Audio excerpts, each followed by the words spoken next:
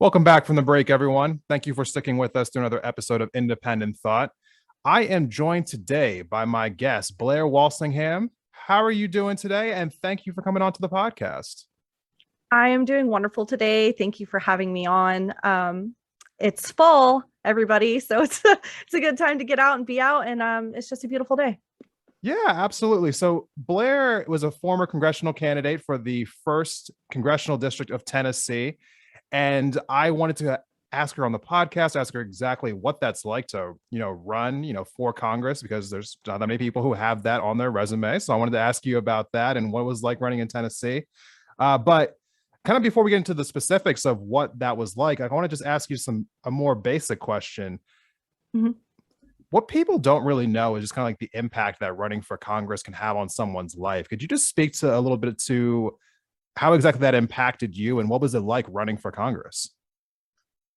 Well, that's a really good question. And I feel like until you've experienced that, you don't really understand how much it does impact the person's life. I've volunteered on campaigns, I've canvassed, I've seen it from the sidelines and helped out, but experience it is something entirely different. It takes over your life. You really have to dedicate every moment to it, whether you're answering phone calls or talking to people, if they recognize you in the grocery store or picking up your kids from school. You are not just your average self. You are now a congressional nominee, and everything you do is under a lens, and everywhere you go is an opportunity to, share some insight with somebody. So it's incredibly impactful. It can be a bit overwhelming, and people expect so much from you. There's times where it could be a Facebook comment and they're like, oh, she didn't comment in 30 seconds. She shouldn't run for Congress because she clearly doesn't have the time. I did an AMA on Reddit, which almost had me in tears. I was responding to people, I'm doing this myself. I don't have a hired team of people making up answers for me. It's me. And they would say, why aren't you responding fast enough, or what's taking you so long to answer a question? Well, I'm writing you a whole novel on an answer while I have my, 1-year-old in my lap. And I would get the same response. Well, you're a mother and you have kids. You shouldn't be running for office. It was incredible. Some of the negativity that you receive in interviews, I got asked the same thing. You have children. How are you going to actually work in Congress? How many men have children that work in Congress? Plenty. And they never get asked this question. So there's just like a wide variety of things that happen when you're running. And I gave up my job for this. I gave up my personal life mostly for this, and really did everything I could for my community during my congressional run, which I did become the nominee for this area, and I went on to the general, and it was phenomenal. And I think it was an amazing experience. I would definitely encourage more people to run for office. The challenges will only help you grow. So yeah, that's a little bit of an insight right there. I could not imagine having to deal with people who are saying, "Why aren't you answering fast enough?" That is so obnoxious. If anyone's listening to this right now and they're one of those people, please just stop doing things like that. Okay. So I think more specifically, I also want to kind of ask you about the area that you ran in, Mhm. because, to my understanding, you ran in the first district of Tennessee, which has gone for a Republican, I think, since like over 100 years, I think it has been something along those lines. 141 years now, we've been all elected Republican here. And you ran as a Democrat. I That's did. that's very brave. So what exactly was that like, running as a Democrat in a district that has been red, since the Civil War? Yeah. Yeah, it's been a long time. It was super interesting because we had a bunch of people who were really confused. I would say things that maybe a typical Democrat wouldn't say. And they would say, did you only run as a Democrat because the field was lower? We had like 18 Republicans running for the primary. Oh, wow. So the Democratic field was much smaller. We had two official candidates running on the ballot under the Dem Party, and I became the third. And then we had an independent or two who was also running. So people are like, yeah, that's crazy, or you're never going to win. Like, why bother? Why make the effort? And um, it was challenging. It really is. There was times where I've seen people canvassing or just standing on a corner with a sign trying to talk to voters in a public space who were spit at, cussed out, had stuff thrown on them, water poured on them, just because they knew they were there for a Democratic Party. So there is a lot of aggression that comes with being a Dem here. So that leads to a wall. I would give speeches or talk to people, and they would say, "Hey, what party are you with? I loved everything you said." And the moment they realized there was a D next to your name, there would this barrier would go up. And that was probably the biggest challenge that I faced here, is getting the foot in the door so that we can get past the preconceived notions to talk about the problems that actually affect the day-to-day lives of people in these communities. Yeah, and I couldn't even imagine what that possibly like felt like, to have that much vitriol come your way, especially just for having a D next to your name. I mean, I've never lived in that part of the country, so I don't understand the culture behind it. But could you just like tell me how did you attempt to, or how did you break through with people who felt that way about the Democratic Party? Like, how did you actually find common ground? Well, it's surprising. We have more common ground than you would ever believe. At the end of the day, most people want the same thing. They want to come home safe. They want to feed their families. They want to keep a roof over their head. They want to have a future. That's at the ground level. That's what we all want. People would ask me, how do you talk to Republicans or independents, or at this time, Trump supporters? How can you even talk to them? I would say you talk to them like you do anybody else. Be real and talk to them, because they see problems. We might not agree on many things, and we might see different paths to get to somewhere else. But at the core of it, we all see the same problems. And I even did surveys. I would say, what party do you identify with? And on a scale of 1 to 10, how corrupt do you think the Republican Party is? How corrupt do you think the Democratic Party is? And almost all the answers are the same. There's a ton of Republicans and independents here, obviously, but they still said both parties were corrupt and that we needed reforms and changes. And they largely agreed on the solutions to get there. Well, okay. Actually, that uniquely leads me right into my next question, which I already had written down here. So, what were the issues that united people? Yeah, I actually really love this question. So, obviously, government reforms of various, it's really a spectrum between making sure we have secure voting, and that means different things to different people, Right. accessible voting, dealing with poverty. But the biggest ones that everybody cares about is jobs in the economy. Everybody wants the opportunity to succeed and achieve what they view as the American dream. So especially out here, I'm in very rural communities. It's a vast area. We face a lot of poverty. What can we do? We need better educations. We need healthcare. We need opportunity. So really, there's a lot of issues that people come together on. It's just a variety of solutions that is the difference. No, absolutely. And so I kind of want to transition a little bit to more policy focused question now, because, a secondary reason why I wanted to have you on today was also to talk about universal basic income. So I've had some brief conversations about this on my podcast, but nothing truly in depth. I know that this was something that you strongly believe in. I think was it a part of your platform when you ran? It was. It was a main part of my platform, which people said, that's crazy. You're in red, rural, R plus 28 Tennessee. How are you going to talk about universal basic income?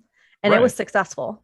Yeah. And so I know that there are some like casual political observers who maybe have heard this term before, but they're not sure exactly what it is, or maybe they've heard a little bit about it, but they haven't heard too much in depth. So that this is kind of like where I want to go with the conversation now. Can you just explain to the best of your ability, like what exactly universal basic income is and why do you think it's important? Absolutely. So universal basic income it doesn't mean the same thing to everybody. There is different plans out there, different methods of how to pay for it, different ways it would work. So when I say universal basic income, I'm talking about a dividend that would get paid to every American citizen 18 and up.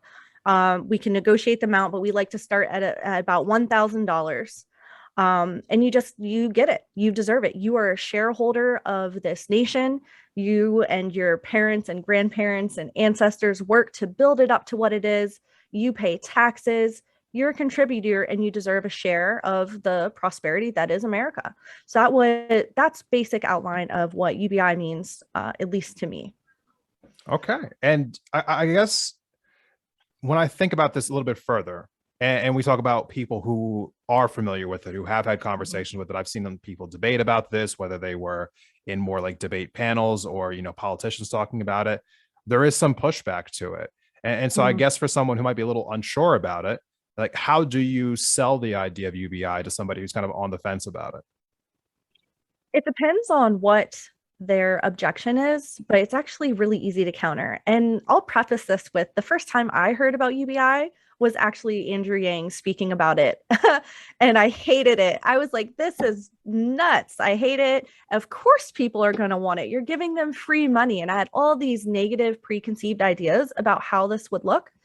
And I started doing research and I met with economists and I read like 7 books. And I was like, wow, this is the best idea that we could possibly have. And why haven't we done it sooner? We had all the way back to Thomas Paine and Martin Luther King Jr. is championing UBI. So this is not a new idea. And even the amounts that we're suggesting is from the 60s. And if you look at the economic changes we've had, it was a lot more money back then than it even is now. So it's really not even a large sum of money to most people, which is a negative commentation you get, right? Is the leading one. It's so much money that people will be lazy or they'll make bad choices. Won't they buy drugs with it? Won't they just be lazy bums? Okay. So, yes, of course, there's always going to be some bad apples, right? So there's going to be people who don't make the best choices. But the majority of people are not going to tell their boss, your boss calls, hey, I'm going to give you $1,000 raise a month. Are you going to quit? You're like, no, you know what? I just want no, I don't want it anymore. No, you're going to take that raise and you're going to continue working hard. $1,000 a month is not enough for people to live on. It's not enough to thrive on. It only helps people get out of the trap that is poverty. Whether they are living paycheck to paycheck or they had a rough start, they're released from incarceration, aging out of the foster care system, you're a single mother, you need to escape an abusive relationship. This is why I love UBI and the universal aspect of it. People know what they need better than a government regulated program that makes you go through hoops and is largely unattainable. If you look further into these programs, most of the funding is never given out, even to the people who qualify. So, what we're saying is let's skip the government deciding who needs what and say that you, as an adult, an American shareholder, should decide to do what you want with this money to make your life successful. Invest it and start up your own business, repair your house, put your kids through college, pay for medical debt, whatever it may be. And stop making people jump through hoops. And the data backs this up. This isn't new. Alaska has something. It's on a smaller scale where they give their citizens a dividend every year. There's results from that. The Eastern Band of Cherokees in North Carolina, they have a massive UBI within their community, and it has had phenomenal results from reducing mental health problems, lowering suicide rates, reducing abortion rates drastically. It just helps people be successful, happy, and healthy. And that's truly what we need to start valuing as we look at how well our country is doing. Well, how are our people doing? Our suicide rates are at all-time highs. People are struggling all over the country, mass addictions, medical debt, bankruptcy. It's not good. So we really need to do something drastic and something that's reasonable. And it's funny to put those two words together, but that's exactly how I see UBI. It is a drastic measure that'll make huge strides and change for people. And it's incredibly reasonable and fair. Okay. I guess, it seems that it has, a lot of positive like upside to it. It would seem like a no-brainer when you really kind of get into the weeds of it. Mm. But there are still like a couple of pushbacks that people still have about it. And so I kind of want to address them little by little. First of all, is this something that can happen on a local level, or would it have to be implemented on a national level, just given how it would be paid for? And we'll get to that part next. Okay, so we can do it on local levels, but it's much harder. Um, for example, the Eastern Band of Cherokees, they fund theirs with casino revenue. So to them, they have a local way that they can afford that. But that's not going to work out here where I live, right? In rural Hawkins County, Tennessee, there's not a casino out here. There is no mass revenue that leads to extra spending. Now, we can talk about creative solutions to that that'll work in different areas, such as legalizing marijuana and regulating and taxing that and having some of that money go into paying for it. You can look at different ways to pay for it on local levels, but again, it's going to be different everywhere because there's different problems and different solutions in different areas. but it's definitely doable. And you can see it. There's mayors for guaranteed income. So mayors all over the country have signed up and say, I'm going to implement this on my local level and see what happens.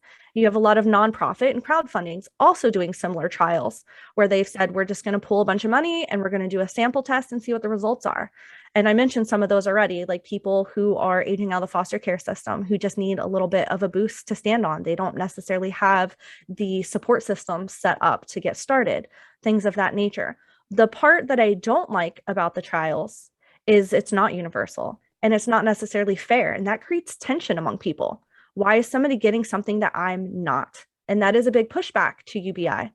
If we do it universal, it's fair. Everybody's going to get that. It's yours, it's theirs, it's everybody's. So that takes away that stigma of I'm on a program and somebody's not, where I'm paying for something that somebody else is getting. You just stole my next question, so I guess I have to Oh, skip no. over it. I was gonna ask you, what do you not like about it, but you just already answered that. So I guess I want to just go into my final question about it, which is, when I talk to my more conservative friends, my more independent friends, the question that they always ask is the same question, which is, well, how are you going to pay for it? Which is a question that I've been more or less annoyed with, recently with listening to reconciliation talks and so on and so forth. But that's a different conversation. So I guess just from your perspective, how does this get paid for to address that critique for those who have it? I'll jump into how we can pay for it. And it seems really complicated, but it's actually quite simple. But I actually want to touch back on your second question of what don't I like about it? Because I said I don't like it because it's not universal, right? Right. It's all these little sections. But I actually thought about this quite long. And if we can say we tested 50 different demographics and we got all the same results, it actually is proof that we should have it as universal, because we know it's not going to only benefit one community better. It would actually benefit everybody.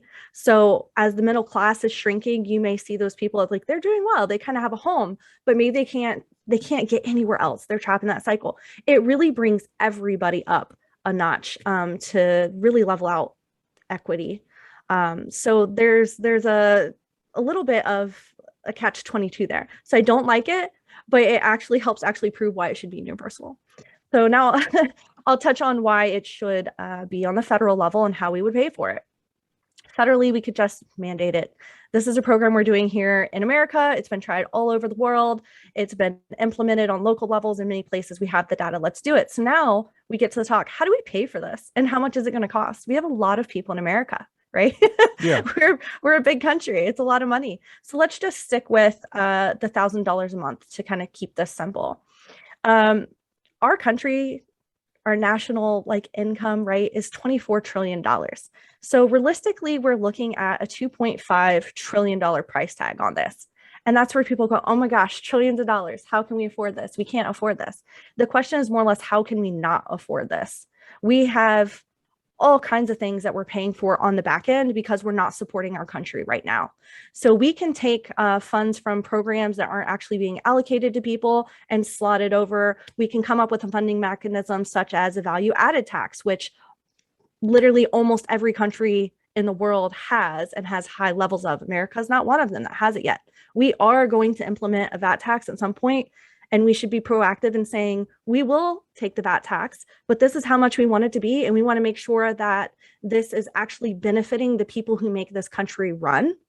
And that would be how UBI would work. We can look at environmental factors, such as carbon taxes. Citizens Climate Lobby has a great one that would actually give people a dividend and help reduce the carbon footprint at the same time, while pushing companies into sustainable, renewable productivity. So when we look at it, it's initially like a shocker, but behind the scenes, it's really not. We throw up billions of dollars on all kinds of programs that have no checks and balances on them. There's all kinds of committees in Congress. They give tax breaks to corporations in the masses while we get nothing and we pay our fair share of taxes. I'm advocating and suggesting we make sure that all of these companies are actually paying their fair share of taxes. That can also help fund a universal basic income.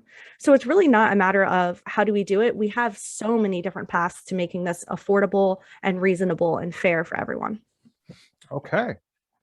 I do think that, someone came into this not being completely aware of UBI and the challenges it faces. I think that, you definitely have cleared some things up for us. So I do appreciate you taking the time to explain all of that. I guess my final question for you is, I got to imagine that there's some part of you that might want to run for Congress again. So is there any early indication? Do you think that you might be running for Congress again? Can you give us an early scoop?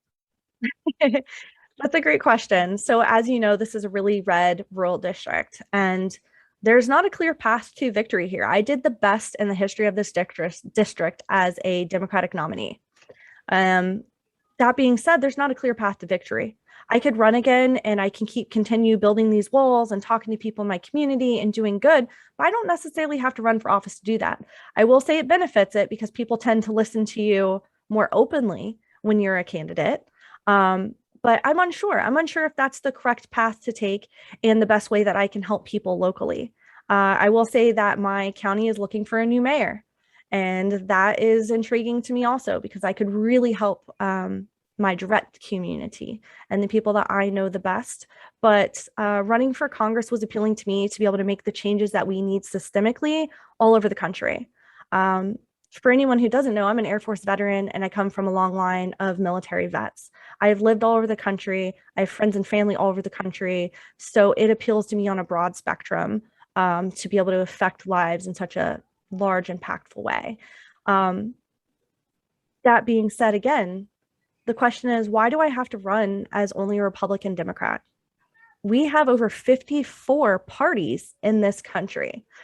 So why am I limited to only one or two? Especially where I have this barrier here of people see a D and make lots of assumptions, right? So I really think that some of the work that we can do, such as ranked choice voting and open primaries, would unlock a door for people to be able to run under different banners and actually be successful even here in a rural red state as Tennessee 01. Okay. Well, thank you so much, Blair, for coming on the podcast today and talking to us about, your experience on the campaign trail and for, telling us more about UBI. Where can people keep up with you? Where can they follow you out online? So you can go to blairforcongress.com. My website is still up. It's a little messy, but I'm going to update it soon. So feel free to go there. You can find my Twitter, Facebook. You can contact me directly even. And you can also go to forwardparty.com and find more about me there as well. Okay. So thank you so much for coming on today. And for everyone who's interested, I'll have those links down in the episode description.